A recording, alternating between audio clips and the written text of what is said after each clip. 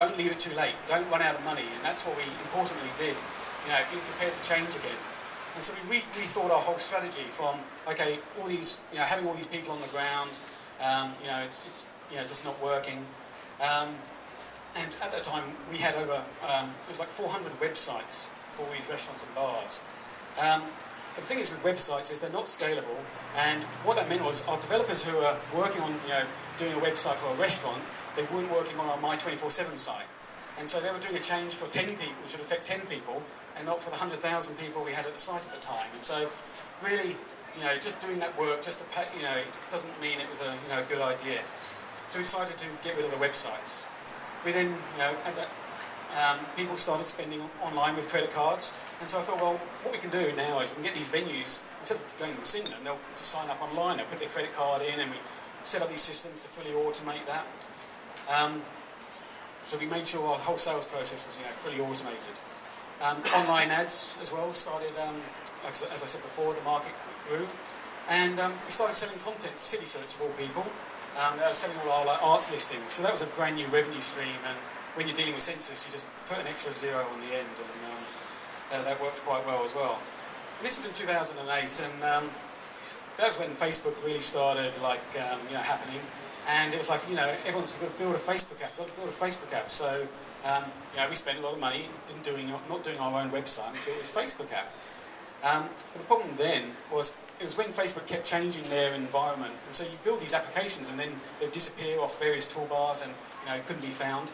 But one of the things that did happen was that we had a guy in Switzerland, so we allowed anyone to add a venue anywhere in the world, and he added all the bars in his local town, and that's when you knew, well maybe this global concept could work. And it was like, okay, if we're going to do this global thing, we need to meet with some VCs. So my first VC meeting was in Sydney, and half the meeting was people saying, why would you want to do all this on your mobile phone? This is before the iPhone, and I was trying to explain, that with location coming, we show you what's nearby. No, is that like an SMS? And it's like, no, and they just weren't the right demographic, and they just didn't get it. I happened to be in the US at the time, and that's when I've been told, if you really want to go global, you've got to be based in the US, in Palo Alto, in that Silicon Valley area. It's absolutely amazing to be there. The train line, which goes from San Francisco to Santa Clara, it's like an hour long, like Brisbane to the Gold Coast, and every stop, you see all the Facebook people get off at Palo Alto. The other one, all the Google guys get off with their Google rucksacks and their Google jackets and things. It's in Microsoft. It's quite funny. And I was with the US VCs, Southern Cross, who actually do have Brisbane offices, and I got a roasting. And the real thing he said was, it's just this whole local market business is just too crowded for them to look at. And so it's like, okay, you know more than I do, so you know that, okay, I guess that's the way it is. I came back to Australia, and again, there's an Australian VC who we met, and they're like, well, if you can do this in Chicago and prove that it will work, then we'll invest in you. But it's like, I need your money so I can show you it will work, you know what I mean? And there was a real chicken and egg, and to be honest, it was just like, we're going to just keep doing this ourselves. And at that same time, we actually got our first offer for someone to buy us. We want to buy you, which was a nice feeling. And however, having never been through a sales process, this was a massive learning curve for me. Doing all the forecasts, and we got some advisors in. And one of the things I did learn, which we weren't doing at the time, is if you're going to be bought, they're looking for a finished product. With our site at the moment, we do ongoing developments every few weeks. We roll out a new feature or tweak this. But if you look at the main sites of News Corp or Fairfax, doesn't matter, True Local or car sales or real estate, those sites never really change. They do big changes every so often, but never many sort of small ones. And our product at that time, wasn't finished. I was really excited about social and mobile, and they were looking for a finished product and not all the stuff we were talking about.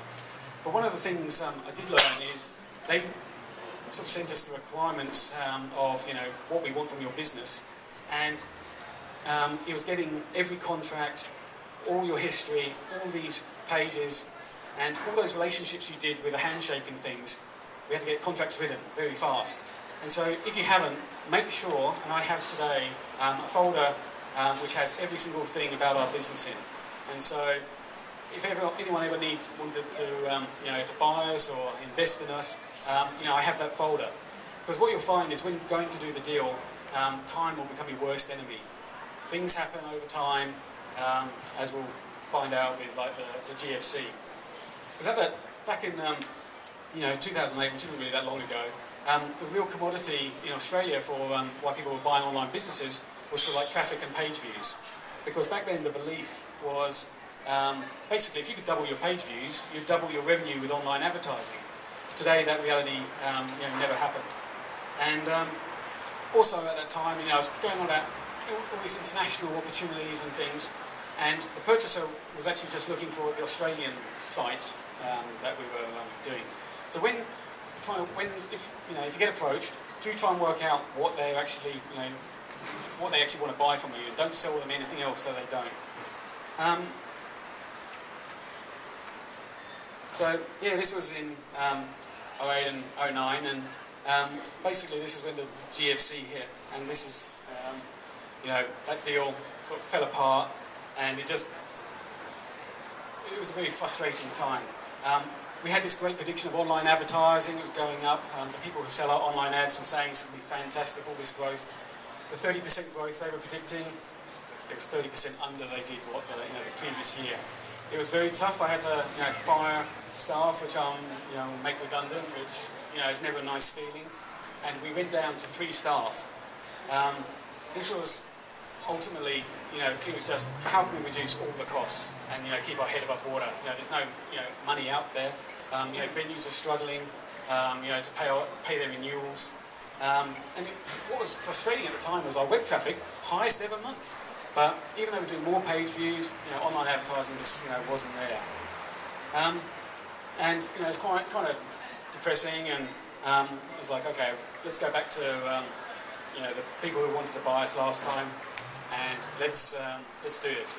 Make us an offer. Let's sell the business. And we went through it again. This time I had all the papers all worked out, crossed every T, dotted every I. And this went on for a few months, and it's over Christmas, which is always the worst time to sell. All these lawyers and people have to get involved on holiday, sorry, but I'm paying you, but no. And so that time was very expensive, and because we didn't do any further development on the site, we didn't build our iPhone application or all these plans, because we're going to sell the business, and any money we spent, we were never going to get back. And then in that January, February 09, again they pulled out again. It was like complete dejection. What are we going to do? But you have a choice. We persevered. So in end of last year, we built our first iPhone app, which is the MyMovies app, which is the #1 paying movies app in Australia. We just had 15,000 downloads, which we were quite happy about. And again, we didn't know if 1,000 people were going to buy it or if it's going to be 1 million people. If you're going to go down the mobile phone route, with our Australian iPhone app, we were obviously limited to the Australian market. Whereas if you look at the Fruit Ninja guys, they're selling that app around the world to a global market. And, it's good for them. But in 2010, we put on more people, went up to 5. And another annoying question you get is, how many people have you got that you employ? And I don't think it's successful to say, well, a higher number anymore.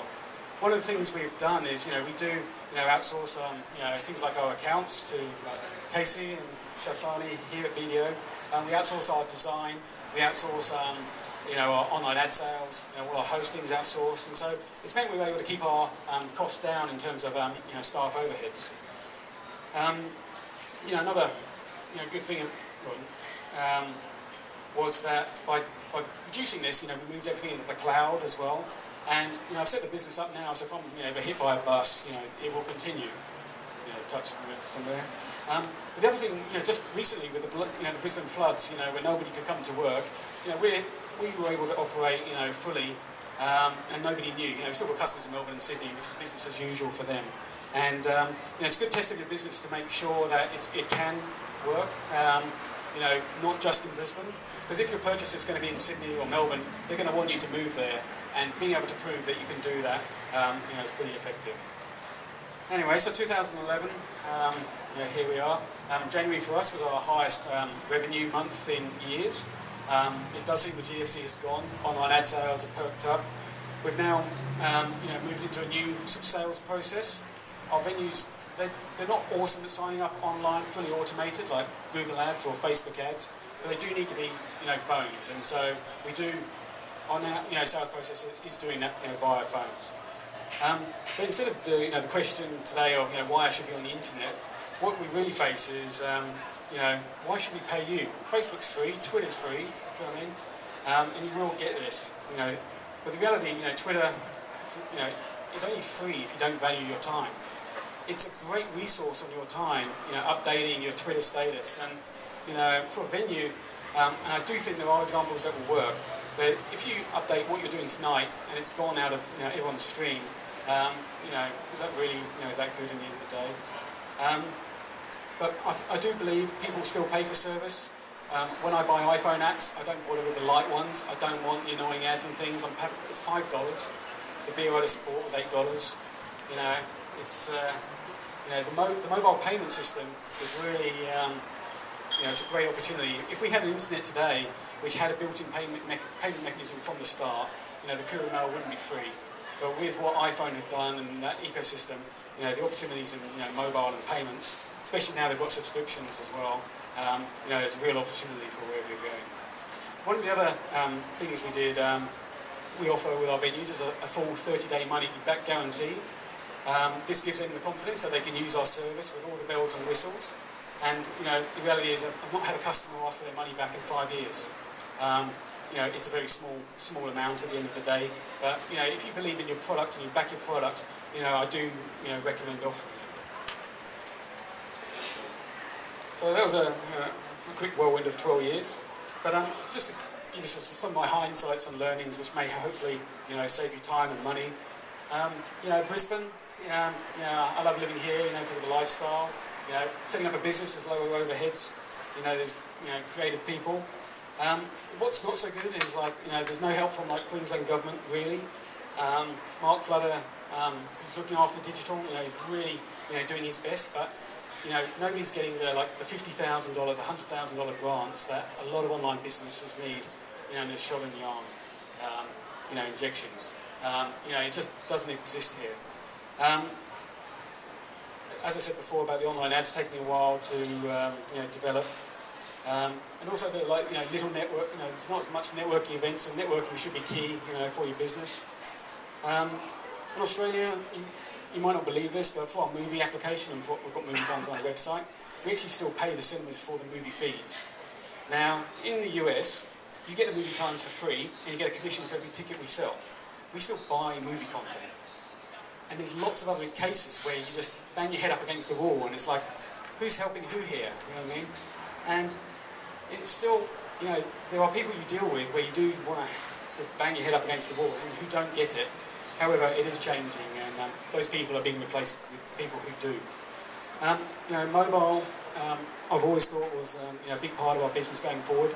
Some of the things you can't control are things like, at that time, go back a year or two, Telstra's data prices for mobile were horrendous. And that then stops the whole market doing mobile discovery and buying mobile things. So thank God for the iPhone.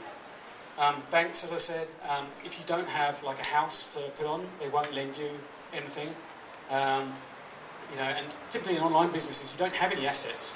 For us, it's all our data and our content. And at the end of the day, we've only got a few laptops, and those are our business assets.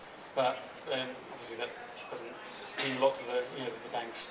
VCs are limited here, and when you're thinking about who's going to buy you, there are only limited exit possibilities. So really do consider who you're going to go for if you're still starting. So yeah, it is great fun. Australia is fantastic. People are great, doing business with. If you've got great opportunities today as well, especially with the cloud. All our accounts are online in the cloud now, so I know what our bank balance is whenever I check my phone. Things like Google Apps.